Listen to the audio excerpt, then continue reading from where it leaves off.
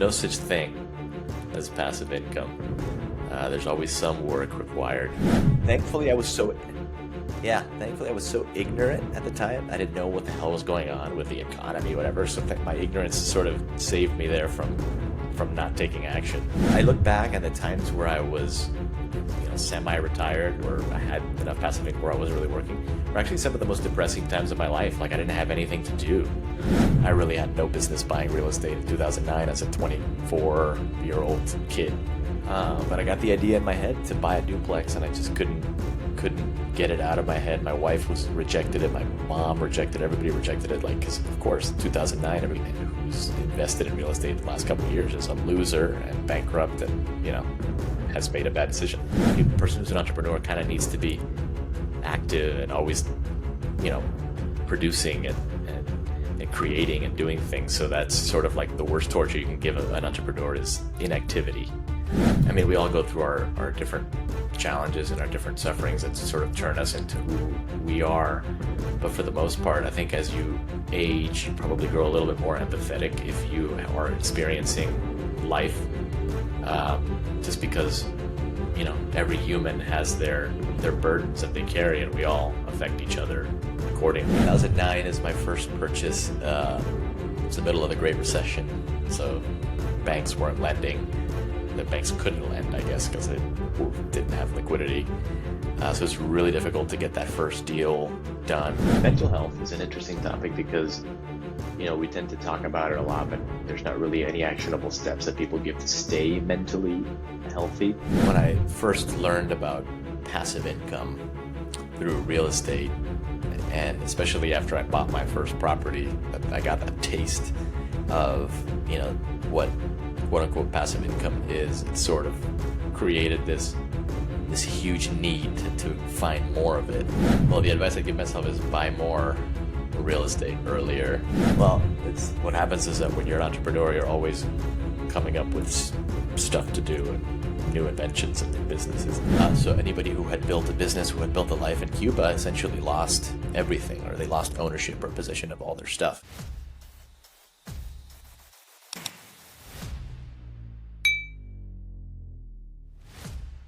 Freedom is nothing but a chance to be better. My guest today, Carlos Rovira, understands how freedom can change not just a person's life, but perhaps the destination, the journey, the outcome, the life of sometimes generations. Carlos, welcome to the Plain Success Podcast. It's exciting to have you with me. What's up, Alan? How are you? It's great to be here. I'm doing great.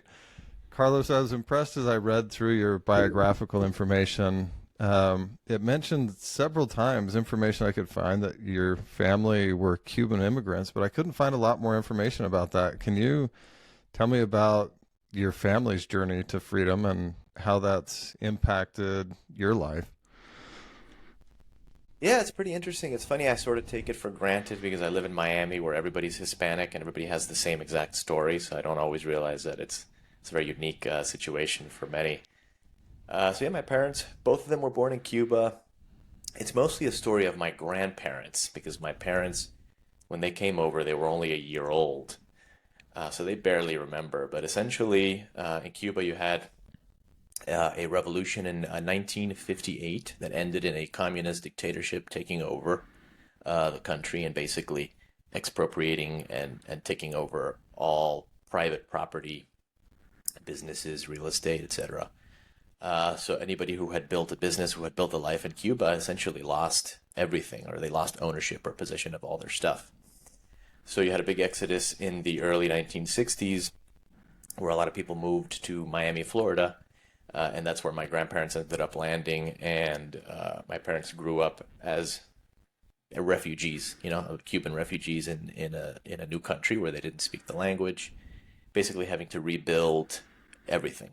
My grandfather, for example, my mother's father had he had a wood manufacturing business where they would manufacture desks and tables and things for schools and other businesses, and basically he had to leave that behind. He didn't speak any English, or he barely spoke English, and he ended up working.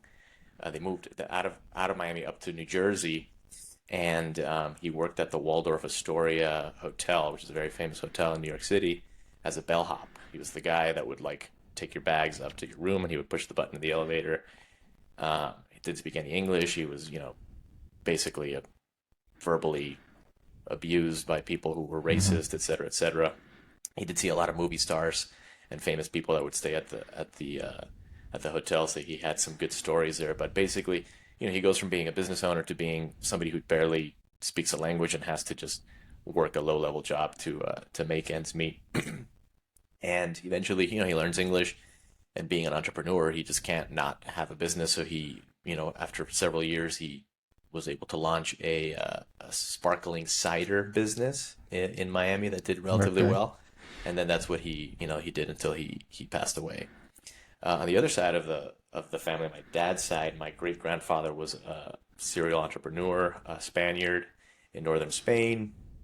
He in the early, I think it was the 1920s, he started a rum company in Cuba, which the timeline sort of matches up with the Prohibition era, so you can kind of make some assumptions there. But he did really well in the rum business in Cuba, retired to Barcelona when he was 29 years old, had kids, became an investor, real estate guy, multiple businesses in Barcelona. Civil War hits Spain in the 1930s. They leave and go back to Cuba, only to then have to leave Cuba in the 60s when Castro comes. So we have, entrepreneurship on both sides, and we have some pretty interesting immigration stories on both sides, which we can definitely delve into. And, I grew up already middle class. So, when I was born, all of that had sort of passed, and, my grandparents had already reestablished themselves and were just, normal middle class people. But we always grew up with the kind of like that immigrant mentality where you don't waste things. You eat all of the food that's on your plate. You don't throw things away, which still, it affects me till this day. Like I can't grab a paper towel and dry my hands without cleaning the counter and, using it for multiple things before I throw it out. So that sort of stuff sort of sticks with you. I would love to know, at what age were your grandparents when the revolution happened in Cuba? Well, my grandmother, they must have been probably in their either late 20s or early 30s, definitely younger than I am now. I actually uncovered a picture. It was really eerie. As my grandmother's getting old, she's like 90, so we moved her out of her house, and we were basically going through all her stuff, and we found some like old pictures. And there was a picture of her and my grandfather on their honeymoon in Pisa, Italy, in front of the Leaning Tower. And if you turn the back of the picture, it said... the date was December 14th, 1958, which is 2 weeks before Fidel Castro takes over Cuba. So they were on their honeymoon. They had no idea what they're coming back to. And there's a little note written in the back where he had sent the picture back home talking about the honeymoon, and it was great, and making jokes, and the Leaning Tower, we were lucky it didn't fall on us, and blah, blah, blah, like really funny things. You read that and you realize there's so much going on there that they had no clue what they were coming back to. Their whole lives were going to change. So, my grandparents were newlyweds. They were on their honeymoon when everything went down. So, and I don't know if you knew your grandfather well before he passed away or if you didn't, so I'm shooting blind here on this question, but did he tell any stories about the decision making? Like, how did they make the decision? I have to imagine that was not an easy decision. They were leaving behind family members that weren't going to be able to come. Is that something that you and your family have ever talked about, the difficulty of that decision? Or yeah, I've pieced it together throughout the years because, I was so young, and you sort of take it for granted. You're hearing the stories of Cuba over and over and over again. And it's only when you get older you take more of an interest and you kind of want to know more. But I know the story of when they made the decision, at least my dad's parents, my grandfather on my dad's side. And that grandfather, he owned a movie theater in Havana. And, they were doing really well, and they had a new car. I think it was a Buick, was the nice car back then, the Buick. And it was around the time already post-revolution where the government was coming and little by little taking people's stuff, right? So it was like basically, when it was a matter of when they were going to come to get your stuff. And my grandfather's sister was good friends with Juanita Castro, who is Fidel's sister, Fidel Castro's sister. Okay. And Fidel Castro's sister had tipped them off, saying that they were coming on that day to take over their house, the movie theater, I think is what they were taking over. So my grandfather was coming home, and the soldiers, the communist soldiers had already arrived at the house to take the house and the jewelry and the car. Wow. And my grandmother, who was home with my dad, who was a baby, like a newborn baby, he was like probably a year old. And she had two other kids, my aunt and my uncle, who were already a little bit older. She had sent the two older kids down the street when she saw the caravan of guys coming, and sent them down to like a drugstore, the corner drugstore, to like go hide out while the soldiers came and took everything, like jewelry, all her stuff. Like, they got in her car and drove away with it. And as my grandfather was driving home from work, this was all happening. So the kids that went down to the drugstore had to tell the pharmacist, like, hey, call Jose, my grandfather, and tell him don't come home because they're here now. Imagine my grandmother with a baby dealing with this like by herself. And when everything happened, they had taken everything, and my grandfather finally got home. That was like that was the final, we need to get the hell out of here. And that's when they made arrangements to go to Miami. I don't have the story of how my other grandparents came over, but that's sort of the story that was told to me. I actually visited Cuba, and I visited Havana a couple of years ago. And I was going to ask you if you'd had a chance to go back. I had the address. I went to the house. I was able to recreate that. Like, I walked down the street and the drugstore was still there. Like, wow. It was pretty eerie.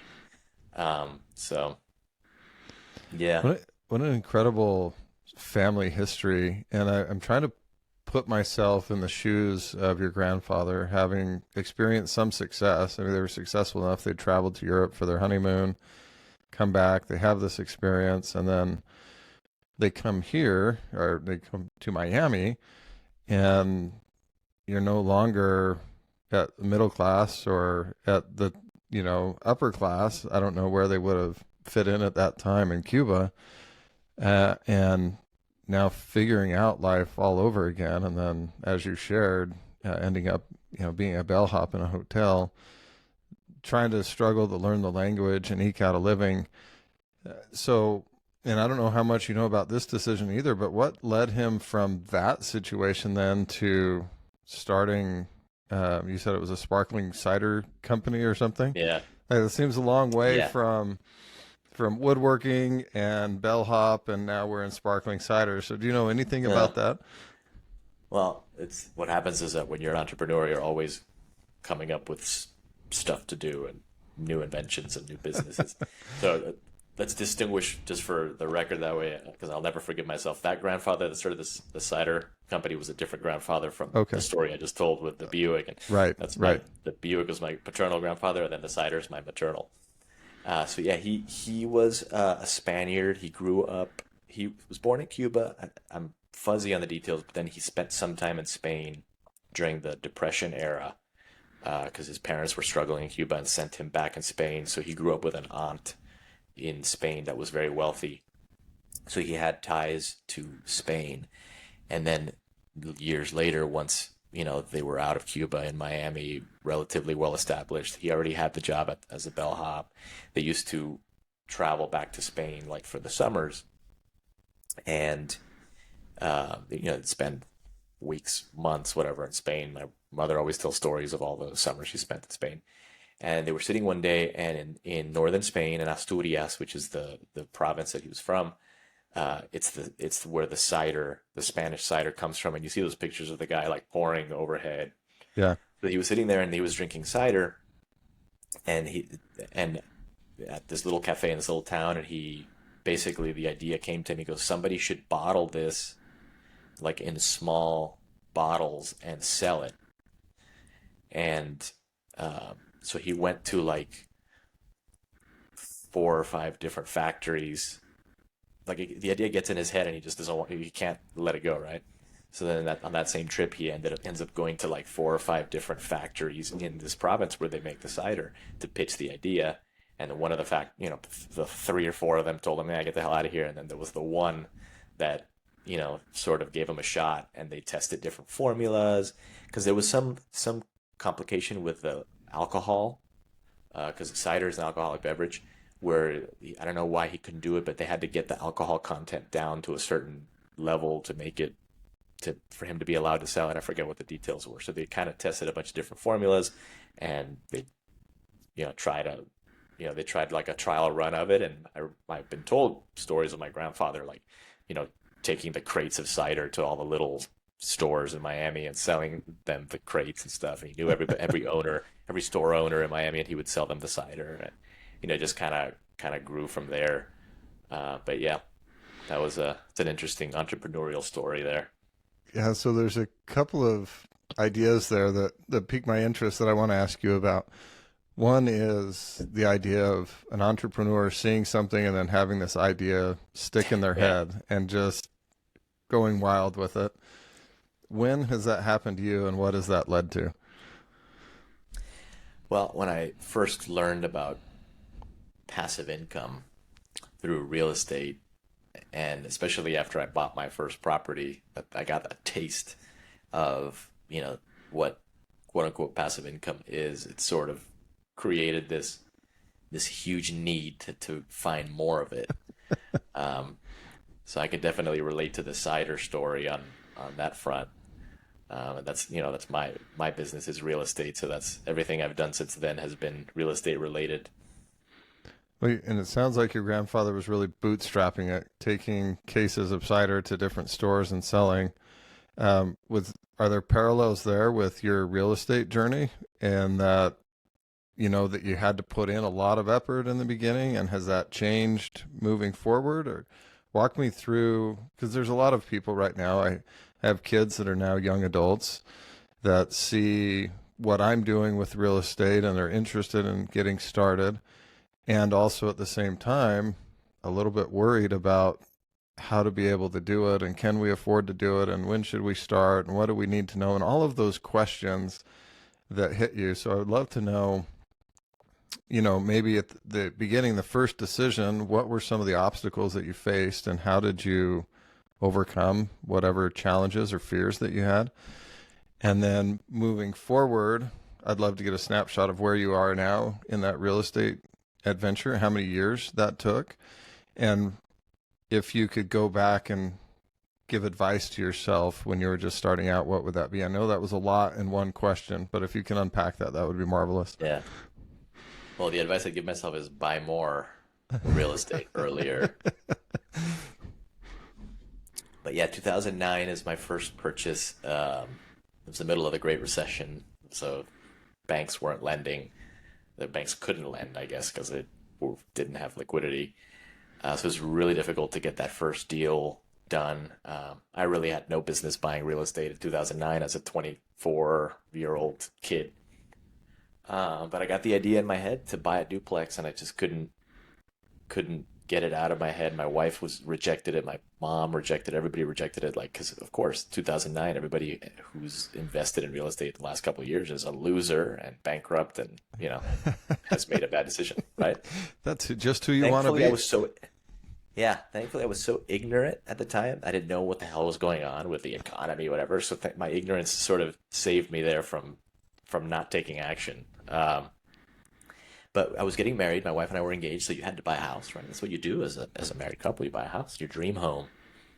Instead of about a duplex, we lived in one side. We rented out the other side. We realized how quickly or how easily we were saving money because we both had W-2 jobs, and our biggest expense, which is housing, was being paid for by the person next door every month who was paying rent. So that was incredible to not have that big of an expense for housing, which most people have, and it's the biggest hindrance to continuously save to buy more properties. So that gave us a leg up. Yeah, in the beginning we had to do everything. I mean, we bought the duplex, and we went in and painted the whole thing ourselves. We fixed it up. We did most of the work ourselves. We had to. We didn't have any money. All of my money went to pay for the down payment. Um, but we got it done. It was hard to get it rented because again, like rent prices went down also back then. So it was hard to get people to agree to rent. So our first tenant was a nightmare. I'm not gonna say her name, but I'll never forget that woman's name. She was one of the worst people I've ever had to deal with. So I got lucky with my first tenant being a problem tenant. Um, and then it just kind of snowballed from there. We had enough income from our W-2s where we were able to save quickly for the next down payment. So in a matter of 4 or 5 years, I had, I think, 4 or 5 duplexes Wow. that were cash flowing really, really well. Things were still kind of cheap. This was probably I want to say 2012, 13, 14 is when when the prices, at least in South Florida, started to go up. The economy started to ramp up and things got really expensive. So it got hard to find deals. So I went out of state. I discovered Kansas City, the Kansas City real estate market, started buying single family homes there until one day in 2016, my second son was about to be born, and I was on paternity leave from work, and I realized like I have enough income from these properties where I really don't need to go back to work, and I saw how it was to not have a job because I was on leave. So I decided just to not come back from. I just gave my notice and didn't come back from paternity leave. At that point, I think I had probably like maybe 12 units, 14 units, something like that. It became very difficult to manage those units. It was just a lot of work, and I thought I was going to have passive income, right? Passive. It means no Keyword work. passive.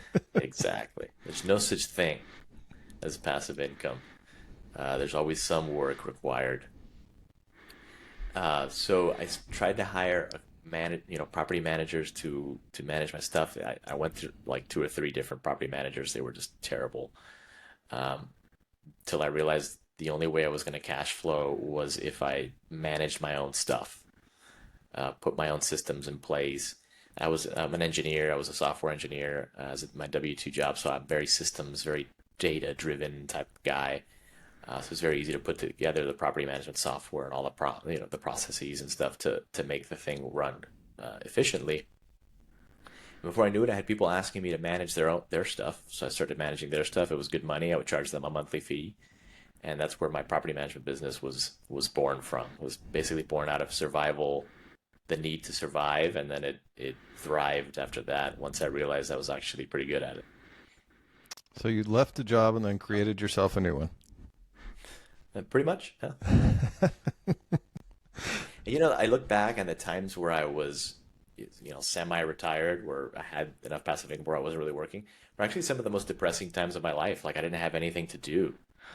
And like during COVID, it was 2020. We went to the Bahamas for like a week or two, and we ended up staying for 3 months because everything was closed and there was nothing going on. So we just kept prolonging the stay and prolonging the stay. Before I knew it was 3 months. But I look back at those 3 months and man, I was really depressed.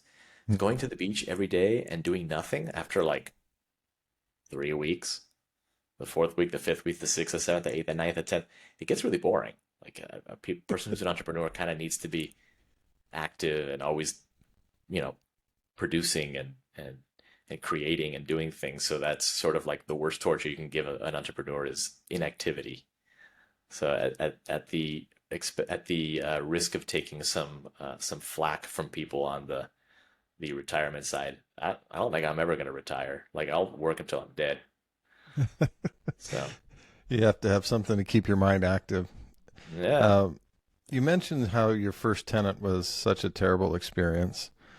I would love to know, and this is just a belief that I've developed after some difficult experiences of my own, that usually those difficult experiences are the things that most help you in your future life. They prepare you for experiences you're going to have. So I would love to know, even though that was a terrible experience, what did you learn from that tenant that has helped you as you've grown property management? 'Cause there had to have been some extractions from that experience that now you're able to see, yeah, I'm definitely not doing that again because I've had that experience. So were there some of those things that you feel like you could pull out of there where maybe that terrible experience has now become a blessing for you?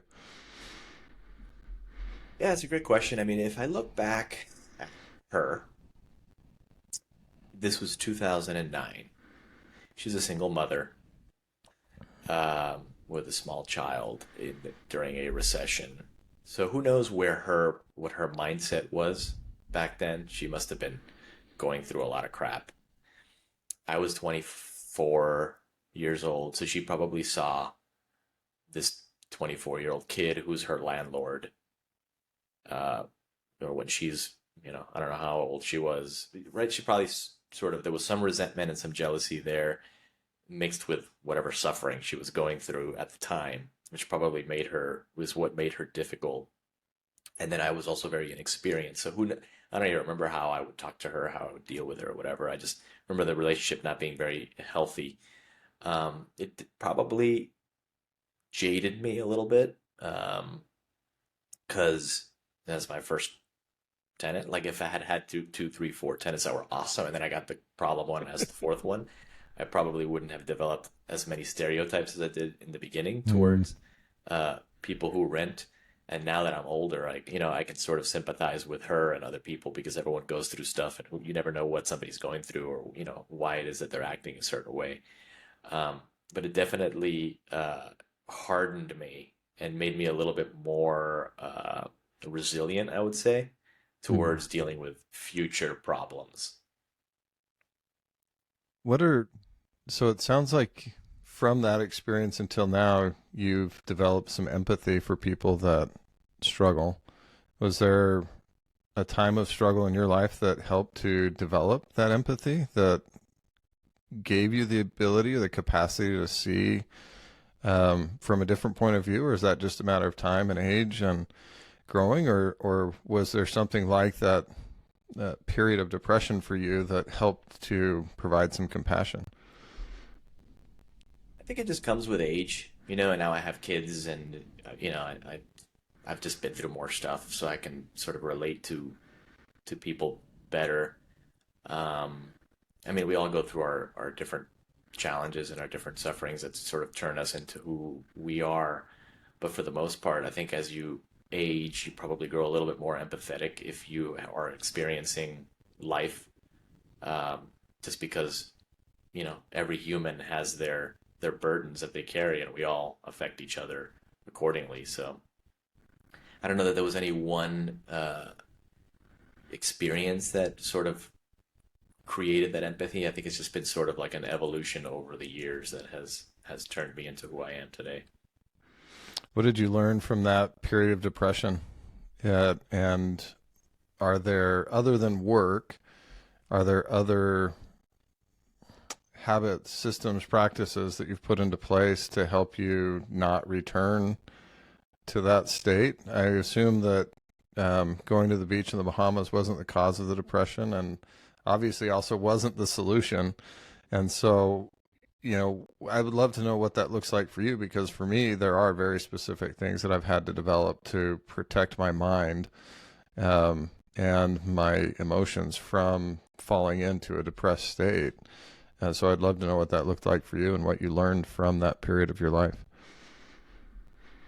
So mental health, we tend to talk about it a lot, but we don't really talk about we should be doing. She sort of stays well.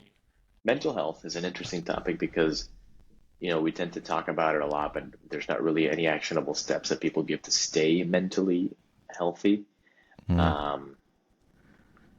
We're in a society that likes to medicate and like pill pop for various things, and people don't tend to not look at their life in a kind of holistic view. Like, how am I living in a healthy way to stay healthy, or am I just putting band-aids on things? So as I've gotten older, I've had to try various things to stay mentally well, because I tend to be a very anxious, I'm a high anxiety person. I think a lot of Mm. entrepreneurs are. If I don't put my mental health first before anything. Like people talk about, oh, I'm gonna serve my wife and kids first, and then I'll get to myself. Like, no, if you're not serving yourself first and ensuring that you are showing up mentally well, you're not going to show up for anybody else, and you're not going to really do a good job at anything if you're depressed, anxious, crazy. So, for me at least, regular exercise is really important. Good nutrition, like when I'm eating unhealthy crap, I start to feel really bad. It's like a combination of a lot of things. I need to actually feel like I'm doing work that is fulfilling, because really crappy work or no work at all could drives you down. So it's a hard question to answer because it's sort of there's a lot that sort of like fits together to like make a healthy person. But yeah, I think the pillars are just good exercise, like just movement, constant movement, really healthy eating, and just being consistent with the things that you put in your body, and then just like fulfilling work and fulfilling relationships, and just anything that gives you purpose, versus something that just kind of sucks you dry. And property management can become a very draining business. Not to go down that rabbit hole, but if you don't structure it well, it could really bring you down. So you kind of have to be very careful. But yeah, I do a lot of exercise and a lot of like morning routine stuff. I put a sauna in my house, in my backyard, so I sauna a lot. That really helps. Just eating real healthy, just exercising, a lot of things that I never did as a young person and never really was taught to do. So, I want to bounce back to this theme of freedom. You had your grandparents leaving a country, going to a whole new country for freedom. And then you left your job, seeking financial freedom through real estate. And it sounds like there are some habits, the sauna, you mentioned one, that lead to, freedom from depression. I know, and everything that you mentioned are things that I've had to develop as well. A regular exercise routine is unbelievably helpful when things seem to get hard in outside life. Going to the gym and lifting weights and lifting hard things there, for some reason, seems to make a big difference. In another podcast that you were on, you mentioned that one of, I don't know if it's a favorite book or one you were reading at the time, was Becoming Supernatural by Joe Dispenza. I would love to know. I read that one. Yeah, I would love to know some of the ideas that you gleaned from that reading that have shaped not only your pursuit of financial freedom, but also freedom from depression, anxiety, and anything else that you gleaned from that book, because that's not one that very many people have mentioned on my show as being one of their favorites, and I love his works. Yeah, it's been a while. I probably due for a reread on that one. I do recall that and I might butcher it, but I'm going to try. He talks about when you repeat the same activity over and over and over and over and over again, then that becomes your like status quo. So like if you're always anxious and then you're anxious again and then you're anxious again, all of those little moments of being anxious merge into one, and just your baseline becomes anxiety. Right? So if you can, train yourself to identify, because we don't do that, right? We just kind of like get through life, and then we don't stop to think about how we're feeling or what am I anxious? Am I not anxious? If you can sort of get ahead of that and catch yourself before you fall into that like mindset, it's easier to do that and train yourself than to get out of the anxiety once you're deep into it, right? So it's more of an uphill battle. I may have butchered it, but that was sort of like one of the main takeaways I took from that book, where you just essentially you become the aggregate of all of the moments in your life. Thoughts so if all create of those, exactly. Yeah, your thoughts create your reality. Yeah. transitioning a little bit, and this is maybe going to be a clunky transition, but aviation is now something you're exploring, and that's something that's huge for me. In fact, that was, for me, I would say, one of the things that helped me most in moving from a depressed, anxious state. And I think there's a lot of reasons for that, but I would love to know what motivated you to look into aviation and what your experience has been so far. There's a lot of engineers in aviation, so if you have any thoughts on that, we can explore that too, but I would love to know your aviation journey. Yeah. So, and I'll preface this by saying that, because I think you and I had a conversation a couple months ago about this, and you talked about how being up in the cockpit is like your zen, and I was like, oh, no, it's the opposite for me. I'm like freaking out and I'm scared, I'm gonna die, and So maybe we can sort of ease my fears a little bit, because that's the challenge I'm trying to face, is become proficient in flying without being scared shitless. Anyways, the genesis of it is that we have a little place in the Bahamas. I mentioned that we were there during COVID, but it's on an island that's really hard to get to. So it's not Nassau, where you just take an American Airlines flight. It's a small island called Great Harbor, where the only way to get there is through a private plane or boat. And when you charter a plane to get there, it's like this little, Piper Navajo, fits 8 people, and it costs $6,000, right?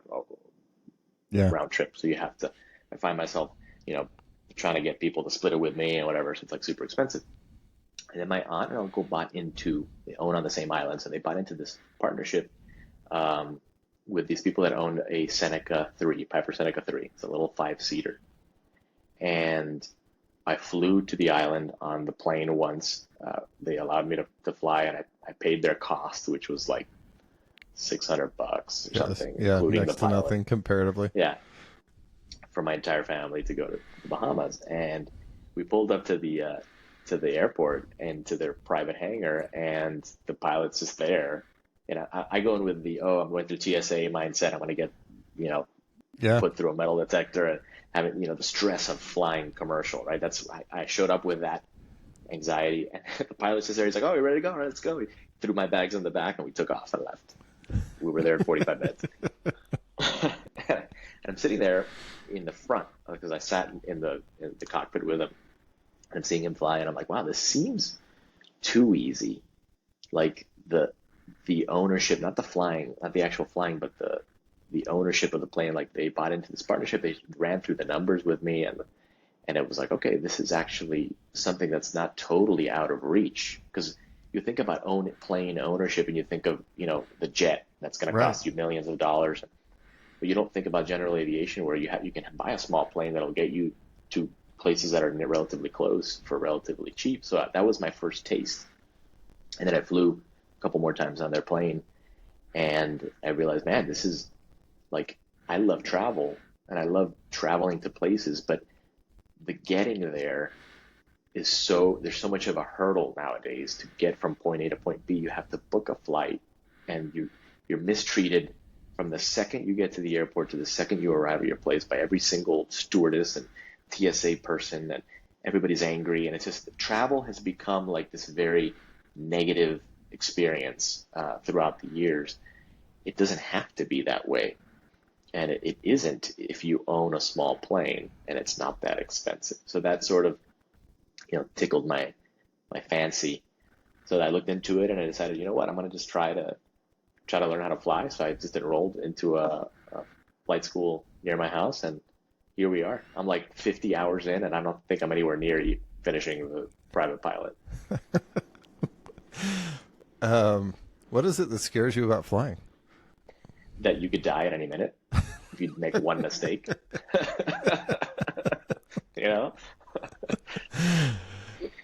So your mind jumps to that extreme.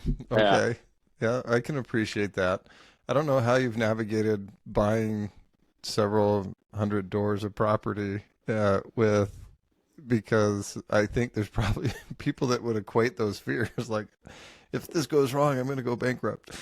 If I make one mistake, but you're not going to die. You can't die going bankrupt unless you kill yourself. That's a valid point. So how do you get over that? I mean, that would be I enough for haven't. most people to stop. Like, okay, this is just not worth the effort, and I'll buy a plane, pay a pilot, whatever the next idea is.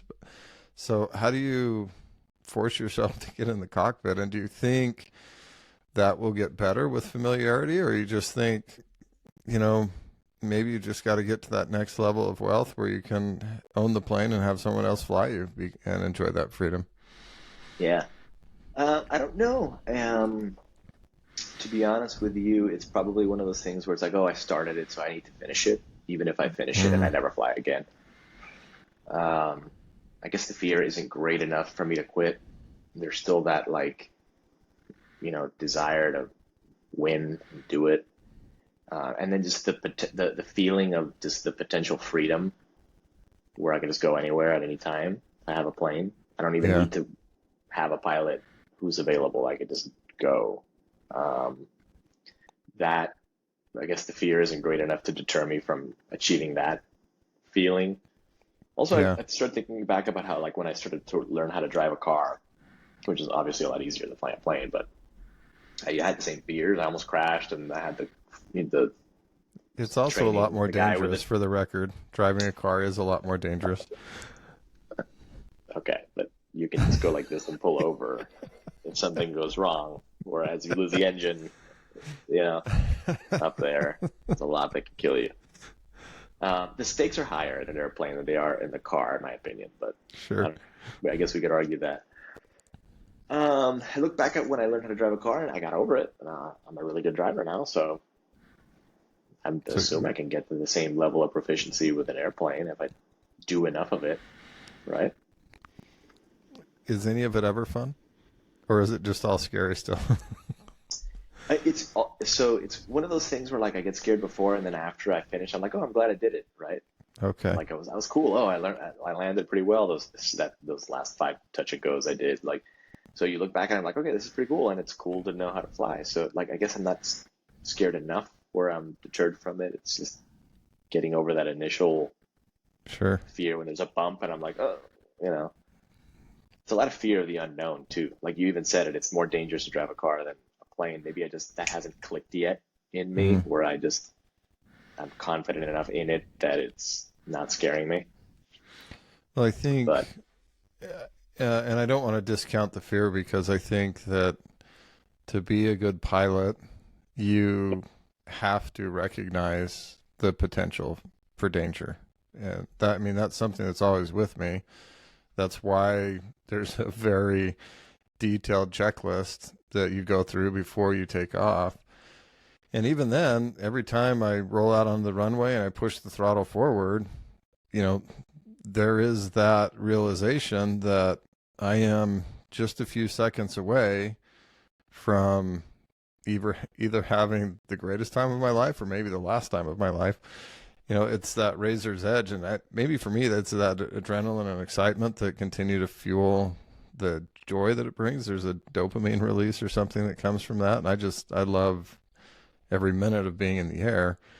Um, and so I find it fascinating that for me, it was never a struggle to get on the plane and go. And I love the grit that you're demonstrating by just getting back in and doing it, despite the fact that maybe it's not the most enjoyable experience that you've ever had in the beginning, but that you're seeing the value in the process of doing it. yeah, I mean, it's a great skill to have, right? To be able to fly an airplane. So I don't know. I guess I haven't really thought about it as much. I just kind of go and I do the lesson and I come back, and then I go and I do another lesson. Sometimes also like I stopped doing really early morning. I used to go at 7 a.m. Hmm. The timing also has to do with it because at 7 a.m. I have to get up at 5, so to force myself out of bed, I already start the day angry that Mm. I'm out of bed early. So I start to resent everything I have to do afterward. So I stopped doing early morning, and now I'm at minimum 9 a.m. I have one at 11 a.m. on Sundays, so that has helped. I don't arrive in a bad mood because it's too early. So I've had to tweak my approach a little bit to make it a little bit more enjoyable. But yeah, there's still fear. And I think the fact that it's taken me so long, I'm like 55 hours in, and I haven't soloed yet. Like I haven't been cleared to solo yet. And also I have issues because I really busy job. So like I can only go once a week. And then if there's bad weather, I miss the week, and then 2 weeks go by. So it's the timing. And then you're kind of starting all over again. And you forget things, right? So I'm not gonna stress over it. I mean, it's a hobby anyways. It's supposed to be fun, not a stressful thing. So I'm not like feeling bad that it's taking me this long. It's gonna take me a while, whatever. And I'll keep doing it until I finish it. No big deal. So your grandparents left Cuba looking for political freedom. You've attained a level of financial freedom. What type of freedom are you hoping for your kids? What are the leaps that they're going to need to make in their lives? That is an incredible question. Freedom from anxiety, fear, all the things that like I had growing up. I was a very timid kid. And it's very difficult to like kind of quantify what needs to be done or what values you need to instill in your kids for them to not grow up that way. And I think we're doing a relatively good job. Like we're not a high anxiety family. And when my kids get upset, we help them, figure out ways to deal with it. And my kids have come out relatively healthy, and they haven't developed any sort of mental illness as of yet. They're still pretty young. But then I start to think, like, maybe they have it too easy, right? Like, if they don't have any suffering, then how are they going to get through stuff?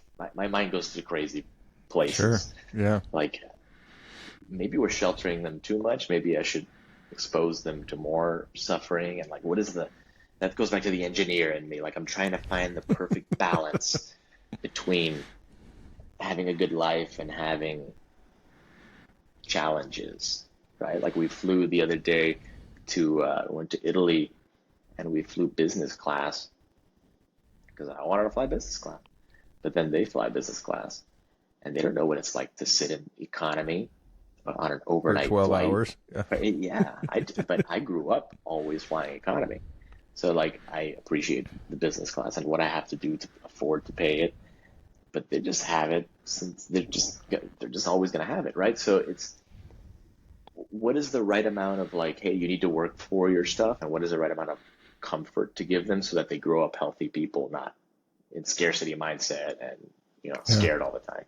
So, and I think another challenge there is, how do you provide a difficult circumstance, right? How do you?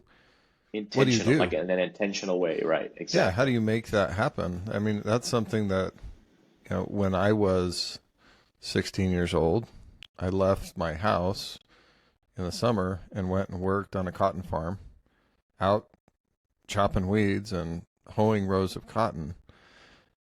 Well, the world has changed a lot. We don't live near cotton farms. I don't know a cotton farmer that I can send my kids off to work with. And so even with that intentionality, how do you both enjoy the financial freedom that you've gained, and at the same time, you don't turn that into a crutch for your kids? And that's a very difficult question, I think. And, thankfully, that's a struggle that you have to wrestle with. And it's not, how am I going to feed my family today? I'd love to know, are there any things that you are doing intentionally to help them? And you mentioned helping them not have anxiety. What does that look like? Or is that just the environment that you're creating in your home? The environment is important.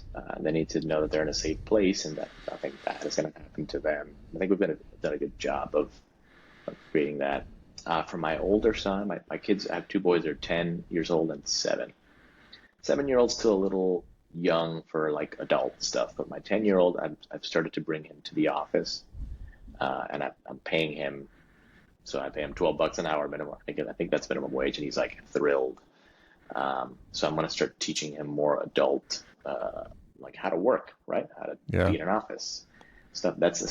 I never learned that as a kid. I didn't have a job till I was in high school. So more adult skills, and to see the reality of like, okay, I've put in this many hours and I've done this much work and this is how much I've made, and the concepts of saving, and how to deal with finances, which is another thing we don't get as children in this country. We don't learn how to be financially savvy and financially responsible. So doing all these little things, and as we grow, we learn new things. We sort of change the approach as we see fit. But yeah, it's hard. It's hard. I don't know what the ideal childhood looks like, right? It's hard to define. And if you start to question from like a first principles perspective, it's a real rabbit hole that it leads you down. So For sure. So you've had some adventures in your life, and it sounds like you've had a good companion to do that with. What is the influence or impact of your wife in financial freedom, in your pursuit of aviation? How does she feel about you flying? How do you guys parent together? What could you say about the impact of that relationship on your success? yeah, I'm lucky because my wife and I are pretty much always on the same page. And I have friends and like people that I know they're always at odds with their spouse, and it's like, foreign to me. So I've been very lucky. She's very supportive of everything that I do, and she's not entrepreneurial. She's very much like operations and get stuff done. So I have crazy ideas, and then she just runs with them, right? Like she's good That's awesome. at that. With parenting, we are constantly having conversations about the best approach, what situation just happened, what would have been, how did we deal with it, what would have been a better way to deal with it, did we deal with it in the best way possible? So constant communication and evaluation of like how your life is unfolding is important, because if you don't talk to your spouse about anything, and then you just basically drift apart and you're living separate lives but together.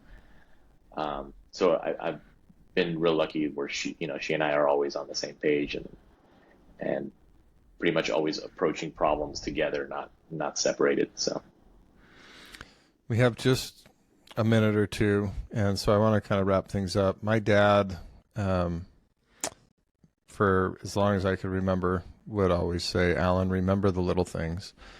And the little things that he taught me, things like faith, hard work, love for country, how to treat my wife and care for my family, have been the most impactful lessons that anyone could have taught me, and I'm grateful for that.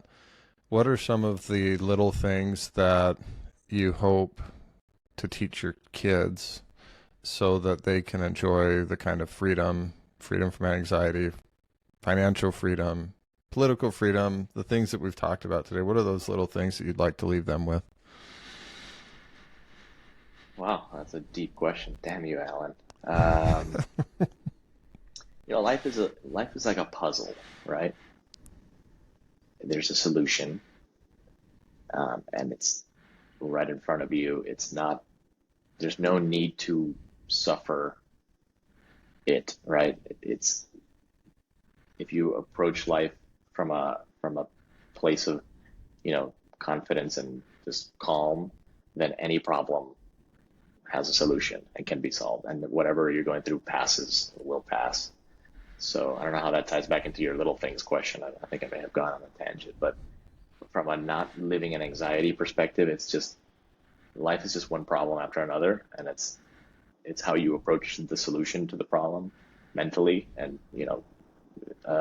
emotionally that is the key to then you getting to the other side of it in a healthy way. So If I could restate that maybe in my own words, and you tell me if I hit the mark or not, but what I'm hearing is that the problems, in quotations, really can be little things if we approach them with that mental attitude, right? Like, this isn't going to kill me, and so it's really not that big a deal. I'm not flying an airplane, so it's not likely I'm going to die because as a result of this little thing.